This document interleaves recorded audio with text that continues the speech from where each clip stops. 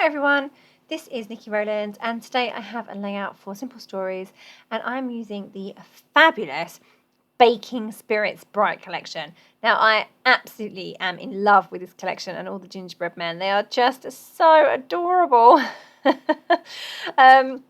Yeah, absolutely gorgeous. And don't worry too much if you don't do a lot of baking. There's plenty in this collection that is not specific to baking. There are some references to it, obviously, but there are also plenty of papers and patterns that you can use that aren't related to baking itself if you're not a baker. So first of all, I have to apologise that I lost a bit of the footage of this video. I had already cut the outline of the gingerbread paper. So what I did was I just I love the gingerbread paper. It's just, look at them all. They're just so gorgeous. But to use that as a full sheet would be really, really tricky because it would be overpowering to the rest of the layout. So I needed something plain. So I could have just torn across or I could have just cut straight across and distressed the edges. But instead of that, I decided to fussy cut around the outside. This is something I do quite a lot. And it just means that you get an interesting border for a start, and you don't cut through any of those gingerbread men either. So yeah, that just took 5 minutes or so to fussy cut around those. I normally do a rough cut first and then go back in and fussy cut it properly. So then, so that's the bit of the footage that I lost. So sorry about that. But what I've done now is I then turned that paper over and applied foam pads along the bottom edge of that paper where the fussy cutting was so that they all stand a bit proud of the red background. And I love the red background. It is lovely, rich red with a grid design on it. It's tone on tone, solid pattern is lovely. So I've got this red frame. I really like the chipboard frames in all of the Simple Stories collections. So I was drawn to this and I thought, well, I could pop my photo into the frame. My photo was slightly too small, so I just stuck a piece of white card on the back of the frame and then popped my photo inside. So that's just a little tip there in case you think, oh, my photo doesn't fit. Well, that's easy fixed.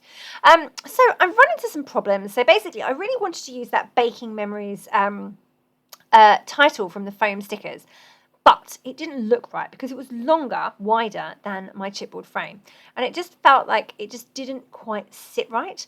So I was like, oh, that's a shame. So I went looking for something different. So I went for that green banner and then I stuck... By the way, these foam stickers are really sticky and they stick really well to anything chipboard. So be warned that once you place it in position, it can be a little tricky to get them off. Anyway, the other one was too long as well, but then I decided that what I needed to do was just create something on the right corner, bottom right corner of the frame to effectively extend the width of the frame. And that way, that covers up that awkward gap that is left between the frame and the edge of the paper, and it stops it from looking so obvious that the title is longer.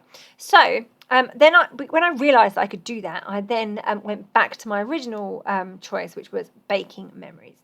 So that sits along the bottom. I've then got the gingerbread man foam sticker, holly leaves, and then a little piece of ephemera that says Mrs. Claus's Kitchen. And they are all over on the right-hand side. And they totally do offset that little gap. They fill that gap completely, and that works really well. And it just means it doesn't look like it's off balance anymore, which it did when I first put that title in place. Just put a little gingerbread house to the left of my frame. It gets moved around a bit, but ends up there. And then I have a little selection of bits at the bottom there underneath the title, which consists of all ephemera, so bits and pieces. I've got a wooden spoon, I've got holly leaves, I've got a cupcake, and some stars.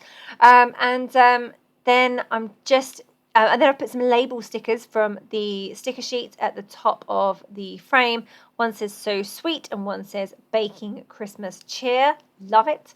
I've embellished the frame further with a present or a gift, also from the bits and pieces. And then I'm just going to continue to get everything added and in place. I'm just raising everything up on foam pads. I really love my layouts to have lots of dimension. So I tend to raise lots of things on foam pads. By the way, this was filmed in October, right? And I have got a Christmas jumper on and Christmas headgear. It's actually a Christmas unicorn headband. And that's because I went on holiday with some scrapbooking friends for a week, and we actually had Christmas Day while we were there. This is early October. Hi girls,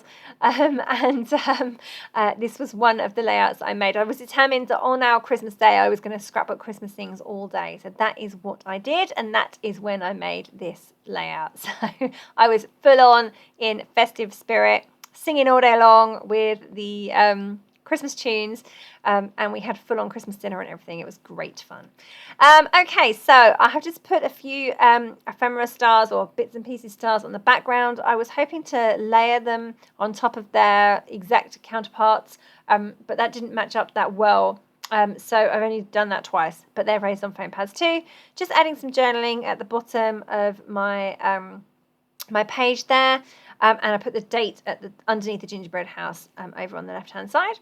And then I've also added some enamel, some decorative brads. Little Mrs. Claus, I think she's gorgeous. She's adorable. And I've added a little gingerbread star. Yeah, that's that. So, and then I'm just going to finish off with some big splatters of white paint all along that very big cluster on the right hand side. So this layout was actually really quite simple because I wanted to make a feature out of that gingerbread paper, which is just so adorable. So there we go. There is the finished layout. It didn't take long to put together. Give that technique a try. It's really effective and great fun. So yeah, thank you so very much for me today. That was Nikki Rowland for Simple Stories using Baking Spirits Bright.